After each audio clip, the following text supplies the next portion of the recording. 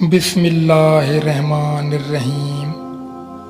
السلام علیکم ورحمۃ اللہ وبرکاتہ۔ حضرت سہیل بن عبداللہ تستری رحمۃ اللہ علیہ فرماتے ہیں کہ ایک مرتبہ حضور سیدنا غوث اعظم رحمۃ اللہ علیہ عرصہ دراز تک اہل عراق کے نظروں سے اوجھل رہے۔ لوگوں نے آپ رحمۃ اللہ علیہ کی تلاش شروع کی تو معلوم ہوا کہ آپ رحمۃ اللہ علیہ کو دریائے دجلہ کی جانب جاتے ہوئے دیکھا گیا ہے۔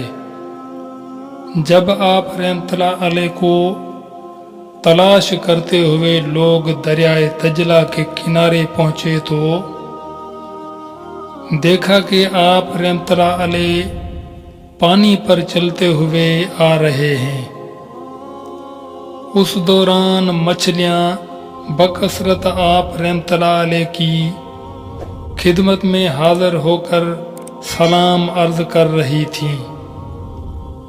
اس دوران نماز ظہر کا وقت ہو گیا اور ایک سبز رنگ کا سونے و چاندی سے مزین مسلح نظر آیا جو کہ تخت سلیمانی کی مانند تھا، اور وہ مسلح دریائے دجلہ کے اوپر معلق ہو گیا۔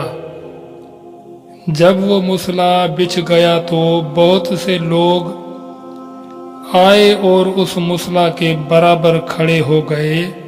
ان لوگوں کے چہروں سے بہادری اور شجاعت ظاہر ہو رہی تھی۔ سب لوگ جو آپ رحمۃ اللہ علیہ کی تلاش میں آئے تھے ان کی زبانیں کنگ ہو چکی تھی اور ان کے آنکھوں سے آنسو جاری تھے۔ ایک پروقار شخصیت نے آگے بڑھ کر تکبیر کہی اور آپ رحمۃ اللہ علیہ نے نماز کی امامت فرمائی۔